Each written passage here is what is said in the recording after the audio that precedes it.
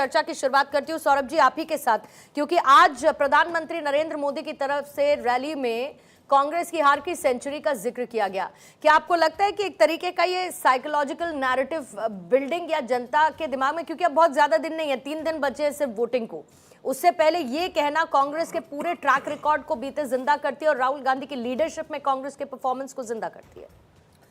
देखिए पूर्णिमा जी, इस बार जो चुनाव हो रहे हैं, चुनाव के अंदर दोनों पार्टियां, कांग्रेस एक बड़ी पार्टी जो रही है और भारतीय जनता पार्टी जो वर्तमान में देश ही नहीं विश्व की सबसे बड़ी पार्टी, राजनीतिक पार्टी है।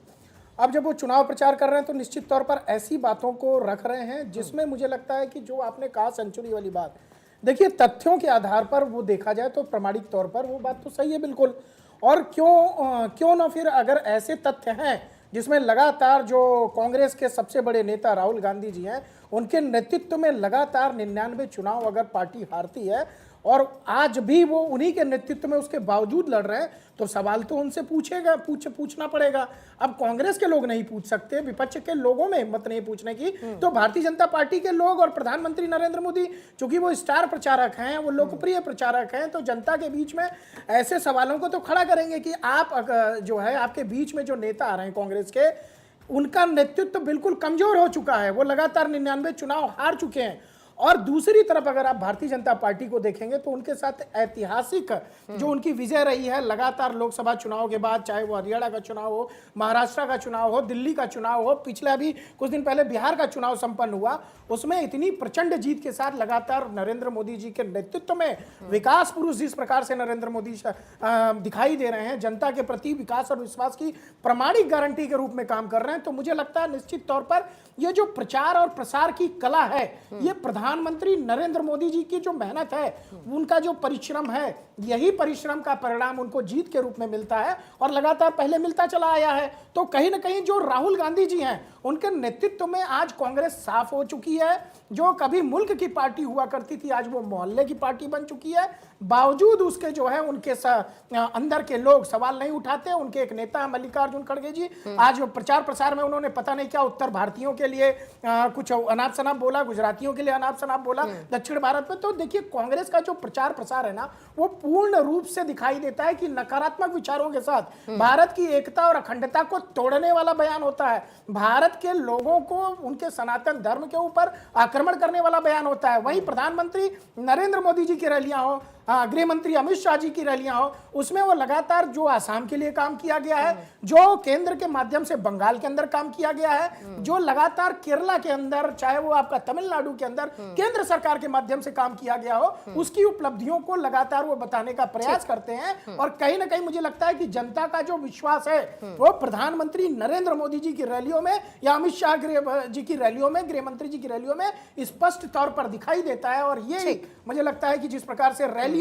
के अंदर भीड़ दिखाई दे रही है, हालांकि चुनाव नहीं, लेकिन फिर वो उस तरीके से वोटिंग में और वोटिंग परसेंटेज में और सीटों के लिहाज से कितनी कन्वर्ट होगी, वो तो खैर बात की बात है। कन्वर्ट होती आई है अभी तक तो होती आई है, लेकिन वो बिल्कुल आपकी ठीक बात है। नवीन दुबे जी, जल्दी से आपसे एक सवाल लेती हूँ, फिर बाकी मेहमान पॉलिटिकल गेस्ट भी हमारे साथ जुड़ चुके हैं।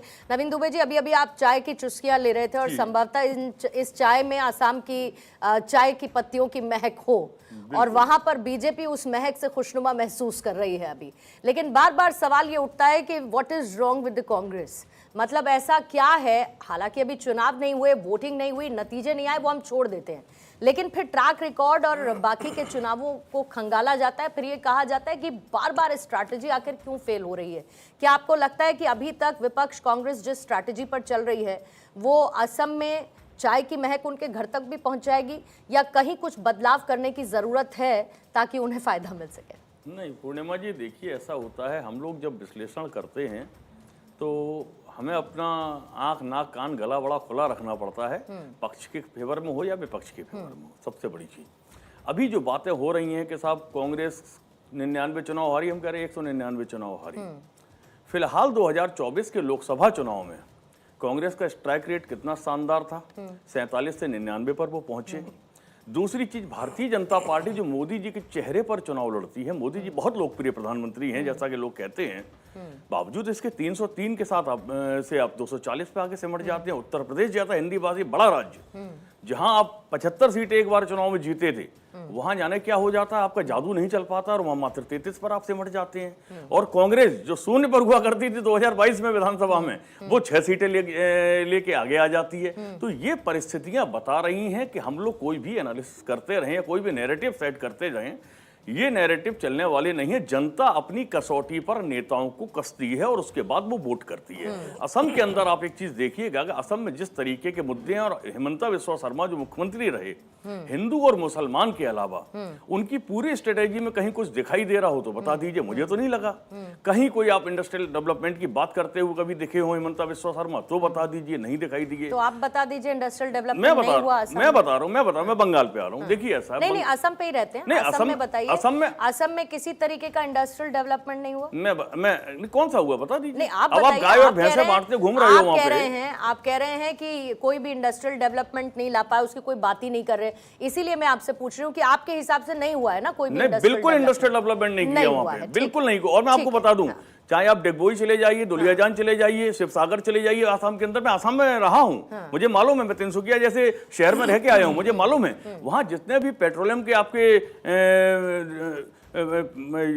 रिफाइनरीज लगी और ये सब लगा, ये किस दौर में लगा है और उन्होंने कितना एक्सपेंशन किया भारतीय जनता पार्टी की सरकार ने, वो बता दें तो मैं समझूं कि यहाँ पे पता है आपको? नहीं, एक मिनट, अभी हमारा 1.5 मिनट हुआ। आप 3-3.5 मिनट बोले हैं, आप सुन लो। अरे सुन लो भाई साहब, अब दिक्कत ये आपकी, आप लोग यार ये पॉलिटिकल एनालिसिस हम बहस करने के लिए नहीं बैठे।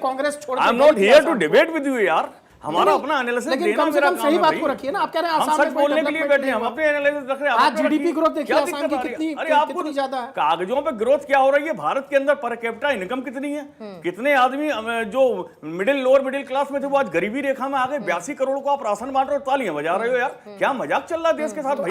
आपने छोड़ के क्या मजाक चल रहा भाई? 42 करोड़ कहां से आए साहब? 42 करोड़ क्या मोदी जी कहने के बाद? अरे भैया 82 करोड़, 5 किलो राशन कौन बांट रहा है? 80 करोड़ लोगों को 5 किलो राशन मिल रहा है। क्यों बांट रहे हो भाई? कितने लोग उस गरीबी रेखा से बाहर हैं? गरीबों को मरने दिया जाए। अब यार ये दिक्कत बड़ी भारी है पूर्णिमा जी आपकी डिबेट में। इंदिरा गांधी जी कह रही हैं, I am not a supporter of opposition of any of the party. I am not here to debate. नहीं, नवीन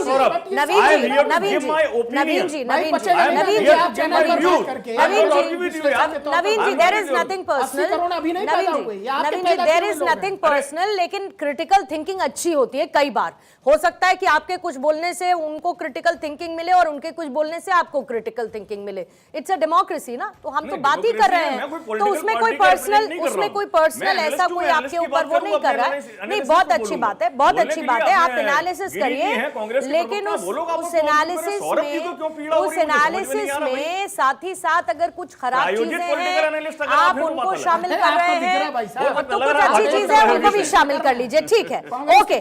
ज्यादा जिम्मेदारी बड़ी है जरा पॉलिटिकल पार्टीज के स्पोक्स पर्सन की। पहले मैं एक बार जरा धनंजय जी के पास चली जाती हूँ, फिर उसके बाद केतन जी आपके पास आऊंगे, एहतिशामुल हक साहब आपके पास भी आऊंगी। धनंजय गिरी साहब, आज प्रधानमंत्री नरेंद्र मोदी ने हैट्रिक की बात की और कांग्रेस के हार की सेंचुरी की बात की।